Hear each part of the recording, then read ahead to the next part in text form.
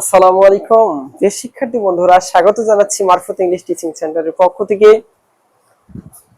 Suffix prefix শিখতে গিয়ে আমাদের পার্টস অফ স্পিচের সবথেকে গুরুত্বপূর্ণ চারটা আইটেম জানা অতীব জরুরি। এক নম্বর হচ্ছে নাউন। তোমরা আমাদের সাথে যারা আছো নিশ্চয়ই জেনেছো যে নাউন একটা সেন্টেন্সের কোথায় বসতে পারে, কারণ এর জন্য আমরা একটি ক্লাস তোমাদের জন্য এনেছিলাম। সেই ক্লাসে নিশ্চিত তোমরা নাউন সম্পর্কে বিস্তারিত ধারণা পেয়েছো। এখন যারা আমাদের সাথে এই ক্লাসে নতুন অ্যাড হয়েছো, আমাদের পূর্বের ক্লাসটি নাউন সম্পর্কে একটু ধারণা নিয়ে আসলে তোমার আজকের ক্লাসটি বুঝতে অতীব সহজ হবে। তো আজকে আমরা তোমাদেরকে পার্টস অফ স্পিচের যে চারটি গুরুত্বপূর্ণ আইটেম আমাদের জানা প্রয়োজন। এক নম্বর হচ্ছে নাউন, দুই নম্বর হচ্ছে অ্যাডজেক্টিভ। দেখতেই পাচ্ছ যে আজকে আমরা তোমাদের জন্য অ্যাডজেক্টিভ একটা সেন্টেন্স কোথায় হয় সেগুলো নিয়ে আলোচনা করব। নিশ্চিত এই ক্লাসের মধ্য দিয়ে তোমাদের আর সাফিক্স প্রিফিক্স তৈরি করার ক্ষেত্রে অ্যাডজেক্টিভ কোথায় হয় এটা তোমাদের আর কখনো ভুল হবে না। তোমরা লক্ষ্য করো আমাদের স্ক্রিনে, দেখো যে সাফিক্স প্রিফিক্স এর সর্বপ্রথম করার জন্য যে চারটি বিষয় প্রয়োজন তার মধ্যে দ্বিতীয় যে বিষয় সেটা হচ্ছে অ্যাডজেক্টিভ। তো অ্যাডজেক্টিভ একটি সেন্টেন্সে কখন কখন হয় এটা হচ্ছে আমাদের প্রশ্ন। আমরা দেখো খুব টেকনিক্যালি খুব সহজে তোমাদের জন্য বোঝার জন্য আমরা কয়েকটি রুলস এখানে হাজির করেছি। তুমি যদি এই রুলস গুলো সঠিকভাবে মনে রাখতে পারো এবং এই রুলস অনুপাতে সেন্টেন্স গিয়ে যদি অর্থ করে বুঝতে পারো তাহলে তোমার সাফিক্স প্রিফিক্সের একদমই সমস্যা থাকবে না। লক্ষ্য করো, সর্বপ্রথম যে নিয়মটা আমরা তোমাদের সামনে নিয়ে এসেছি সবসময় মনে রাখবে, am, is, are, was, were, এগুলো হচ্ছে অক্সিলারি ভার্ব, যেগুলো টু বি ভার্ব বলি আমরা। শুধু এগুলো যে am, is, are, was, were সেন্টেন্সে মূল ভার্ব হিসেবে যদি থাকে, মানে সেন্টেন্সে একটা সেন্টেন্সে যদি মূল ভার্ব হিসেবে বসে তাহলে সেই সেন্টেন্সে গ্যাপের পরে, মানে am, is, are, was, were যদি সেন্টেন্সে থাকে সেটা যদি মূল ভার্ব হিসেবে থাকে, তারপরে যদি গ্যাপ থাকে তবে সেই গ্যাপে যে শব্দটি থাকবে সেই শব্দটি অ্যাডজেক্টিভ হবে। লক্ষ্য করো, আমরা এখানে যে সেন্টেন্সটা তোমাদের জন্য এনেছি, bonsai is differ from pot planting. লক্ষ্য করো এখানে আমরা যে শব্দটি এনেছি সেটা হচ্ছে ডিফার। লক্ষ্য করছো, ডিফার শব্দটি এখানে এনেছি। তো এখন এই ডিফার এর আগে কি আছে দেখো, ইজ।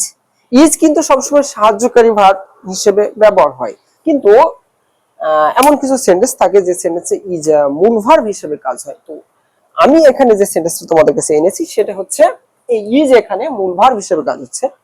যে বনসাই ইজ, এই যে ইজ যেহেতু মূল ভার্ব হিসেবে কাজ করছে এই জন্য ইজের পরের যে শব্দ এখানে আছে আমাদের, এই শব্দটি অ্যাডজেক্টিভে রূপান্তর হয়ে যাবে। এই যে লক্ষ্য করো, ডিফার, ডিফার মানে হচ্ছে ভাগ করা বা ভিন্ন হওয়া, হ্যাঁ, পৃথক করা।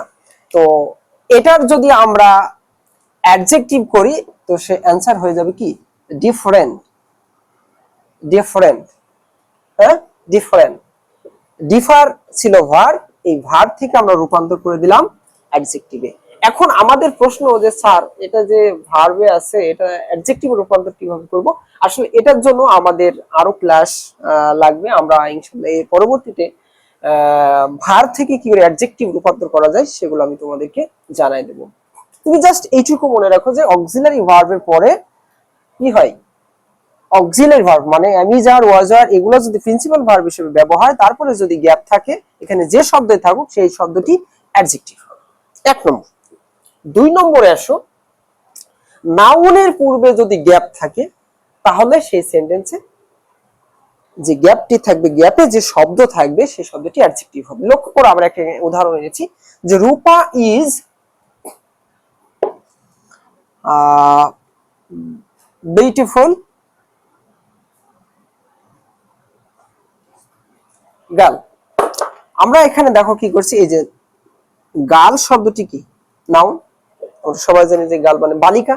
এখন এই গার্ল শব্দটি নাউন, নাউনের পূর্বে সাধারণত কি হয়, অ্যাডজেক্টিভ হয়। এটা নিয়ম হচ্ছে নাউনের পূর্বে অ্যাডজেক্টিভ হয়। অথবা তুমি যদি আরেকটি বিষয় এখানে খেয়াল করো, এই যে ইজ, লক্ষ্য করছো ইজ কিন্তু এখানে মূল ভার্ব হিসেবে কাজ হচ্ছে। তো ইজের পরে সাধারণত কি হয়, প্রথম নিয়ম যে ইজের পরে ইজ আর ওয়াজ এগুলোর পরে যদি এটা যদি প্রিন্সিপাল ভার্ব হিসেবে কাজ হয় তবে তার পর্বে কি হয়, অ্যাডজেক্টিভ হয়। তো আমরা এখানে যে শব্দটি নিয়েছি দেখো বিউটিফাই, এই বিউটিফাই শব্দটি কিন্তু ভার্বে আছে। এখন এখানে যেহেতু ভার্ব আছে, আমি যে বললাম নাউনের পূর্বে কি হয়, নাউনের পূর্বে অ্যাডজেক্টিভ হয়, তখন এই বিউটিফাই কে আমাদের অ্যাডজেক্টিভ রূপান্তর করতে হবে। দেখো আমরা কি করলাম, বিউটিফাই কে বিউটিফুল করে দিলাম, কারণ বিউটিফাই এর অ্যাডজেক্টিভ ফর্ম হচ্ছে বিউটিফুল। তারপরে তৃতীয় যে নিয়মটা এখানে আছে লক্ষ্য করো, কিছু শব্দ আছে, আমরা খুব টেকনিক্যালি তোমাদেরকে বোঝানোর চেষ্টা করছি যে এই শব্দগুলো যদি মনে রাখতে পারো তাহলে তোমার অ্যাডজেক্টিভ চেতে আর কিন্তু কোনো ভয় হবে না। লক্ষ্য করো কিছু শব্দ যেমন লুক, তারপর গ্রো, এরপর হচ্ছে সিম, টেস্ট, রিমেইন, সাউন্ড, তারপর হচ্ছে অ্যাপিয়ার, টার্ন, বিকাম, লক্ষ্য করো কিপ, গেট। এই যে এই শব্দগুলো তোমরা দেখতেই পাচ্ছ, এখানে আমরা বেশ কিছু শব্দ এনেছি।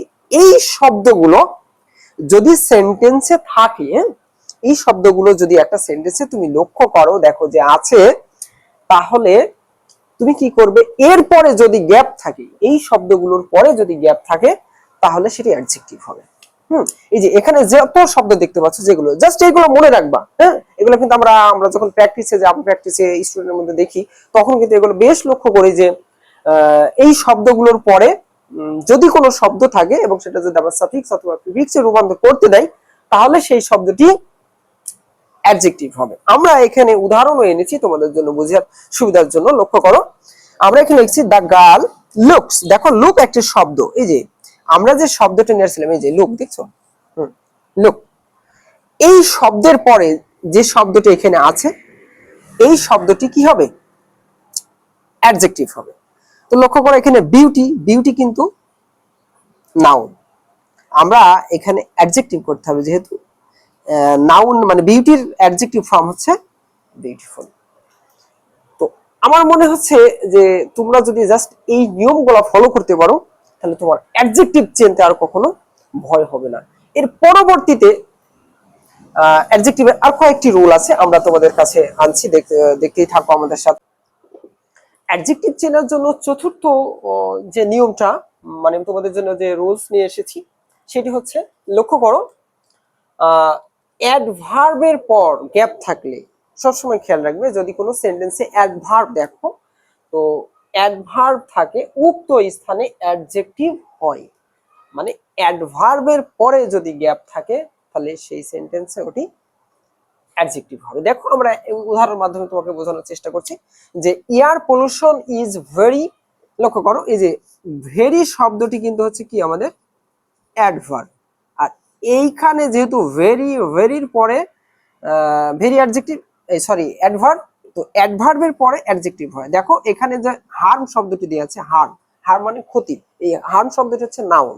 এখন আমরা নিশ্চিতভাবে এখানে এই নাউন শব্দটি রাখতে পারবো না, কারণ একে আমাদের অ্যাডজেক্টিভে রূপান্তর করতে হবে। আমরা জানি যে অ্যাডভার্বের পরে অ্যাডজেক্টিভ হয়। তুমি এই জাস্ট এই রুলসটা একটু ফলো করো, তোমার আজীবন কখনো অ্যাডজেক্টিভ চিন্তা ভুল হবে না। তো এখন এখানে হার্ম শব্দটি হচ্ছে নাউন, আমি যদি একে অ্যাডজেক্টিভ করি সেটা হয়ে যায় কি হার্মফুল।